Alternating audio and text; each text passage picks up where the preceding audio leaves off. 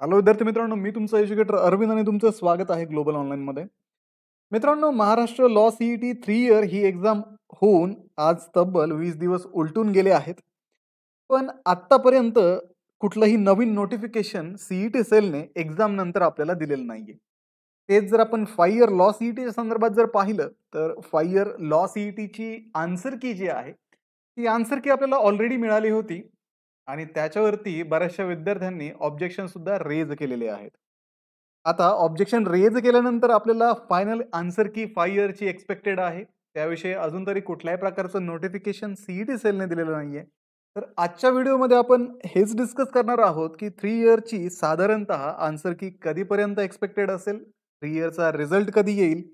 ते जर आपण 5 इयरच्या बाबतीत पाहिलं, तर ऑब्जेक्शन रिड्रेसल कधी येईल आणि 5 इयरचा रिझल्ट कधी येईल. कारण त्यानंतर आपल्याला कॅप राउंडची तयारी सुद्धा करावी लागणार आहे.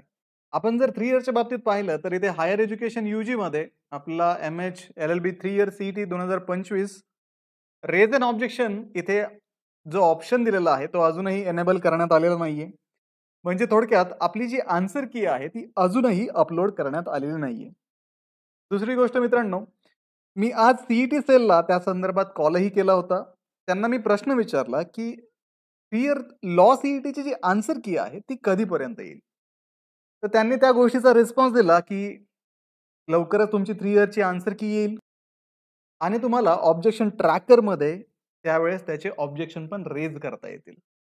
असं वेग आन्सर त्यांनी दिलंय. त्यांनी धड टेंटेटिव्ह डेट पण सांगितली नाही किंवा एक डेट रेंज पण सांगितली नाही, की या तारखेपर्यंत येऊन जाईल. म्हणजे त्यांनाच अजून कन्फर्म नाहीये, की 3 इयरची की येणार कधी. 3 इयरच्या विद्यार्थ्यांना मला एवढंच सांगायचं आहे, की टेन्शन घेऊ नका. आपण एक्झाम दिलेली आहे. एक्झाम दिलेली आहे, तर आपली आन्सर की पण येईल. फक्त आन्सर की कधी येईल याच्याविषयी डेफिनेटिव्ह आपण काहीच सांगू शकत नाही. कारण सीईटी सेलकडेही त्याचा आन्सर नाहीये. हे थोडं स्ट्रेंज आहे. सीईटी सेलचे हेल्प डेस्कचे लोक जे आहेत, ते प्रॉपर याच्यावरती आन्सर पण देत नाहीये. त्याच्यामुळे टेन्शन घेऊ नका. तुम्हाला आन्सर की कधीही मिळून जाईल. कारण आन्सर की येण्यासाठी जो टाईम पिरियड आहे, तो ऑलमोस्ट आपण क्रॉस केलेला आहे. 15-20 दिवसामध्ये आन्सर की येत असते. 15-20 दिवस होऊन गेलेले आहे. त्याच्यामुळे कधीही आपली 3 इयरची आन्सर की येऊ शकते.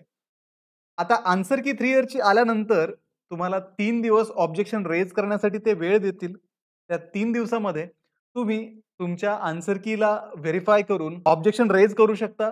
पर ऑब्जेक्शन तुम्हाला ₹1000 त्यावेळेस पे करावे लागतात.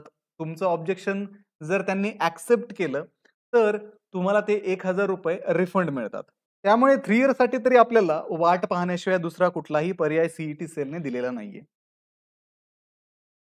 आणि आन्सर की आल्यानंतर ऑब्जेक्शन रेज केल्यानंतर साधारणतः 15-20 दिवसानंतर तुम्हाला फायनल आन्सर की मिळेल आणि त्याच्यानंतर 15 दिवसांनी कमीत कमी तुम्हाला रिझल्ट मिळेल. तर साधारणतः आपण जर पाहिलं तर जवळ-जवळ 1 महिना 3 इयरच्या रिझल्टसाठी आपल्याकडे अजून शिल्लक आहे. त्याच्यानंतर कॅप राउंड वगैरे सुरू होतील. कॅप राउंडचं रजिस्ट्रेशन त्या सर्व गोष्टींना अजून खूप सारा वेळ शिल्लक आहे. त्याच्यामुळे तोपर्यंत काय करा, कॅप राउंडसाठी जे डॉक्युमेंट्स तुम्हाला रिक्वायर्ड आहेत, ते डॉक्युमेंट्स एकदा पाहून घ्या. ते डॉक्युमेंट्स काढून ठेवा. जेणेकरून ऐन वेळेस तुम्हाला धावपळ करण्याची गरज पडणार नाही. त्याच्यानंतर दुसरी महत्त्वाची गोष्ट तुम्ही करू शकता. तुम्हाला जे कॉलेज एक्स्पेक्टेड आहे, या कॉलेजमध्ये तुम्हाला ॲडमिशन घ्यायला हरकत नाही. अशा कॉलेजला तुम्ही शॉर्टलिस्ट करून ठेवा. त्याच्यानंतर त्या कॉलेजेसची इन्फॉर्मेशन पहा. त्या कॉलेजेसचा कट ऑफ काढून ठेवा. ज्यावेळेस तुमचा रिझल्ट येईल, त्यावेळेस तुम्हाला त्या कट ऑफवरनं ॲडमिशन घेणं थोडं सोपं होईल. तर या मधल्या वेळेमध्ये तुम्हाला कॉलेजेसची इन्क्वायरी करणं, कॉलेजेसची माहिती घेणं आणि कॉलेजेसचे कट ऑफ वगैरे पाहून ठेवणं, या गोष्टी तुम्ही मध्यंतरी या काळामध्ये करा. खूप सारा वेळ आपल्याकडे शिल्लक आहे. डॉक्युमेंट्स काढून ठेवा, कॉलेजेसची इन्क्वायरी करून ठेवा.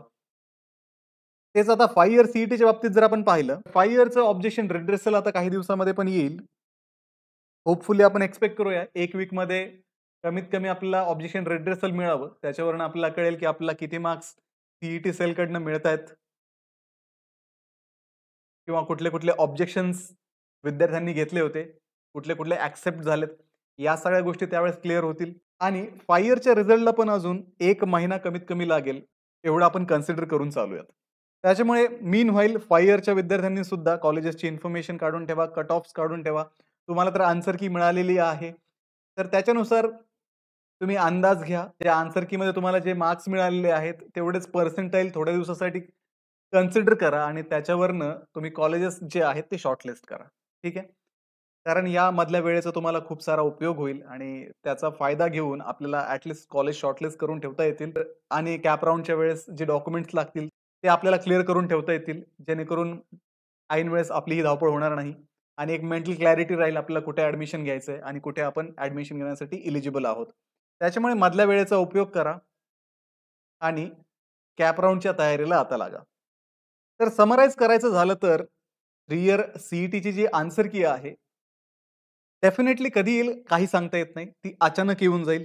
3 इयर सी-ई-टीचा रिझल्ट जर म्हटलं तर 1 ते दीड महिना आपण धरून चालूयात 3 इयर सी-ई-टीच्या फायनल रिझल्टला पर्सेंटाईलमध्ये तुमचा रिझल्ट येण्यासाठी. दुसरा विषय 5 इयर सी-ई-टीचा.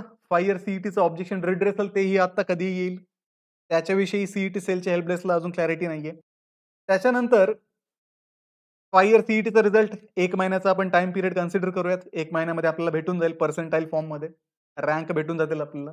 मीनव्हाईल दोन्ही सी-ई-टीच्या विद्यार्थ्यांनी डॉक्युमेंट्स काढा आणि जे कॉलेजेस आपल्याला एक्स्पेक्टेड आहेत, त्या कॉलेजेसची इन्फॉर्मेशन काढा, इन्क्वायरी करा, कट ऑफ पाहून ठेवा आणि टेन्शन घेऊ नका. तुमचा रिझल्टही येईल, तुमची आन्सर की पण येईल, सगळं काही सुरळीत होईल.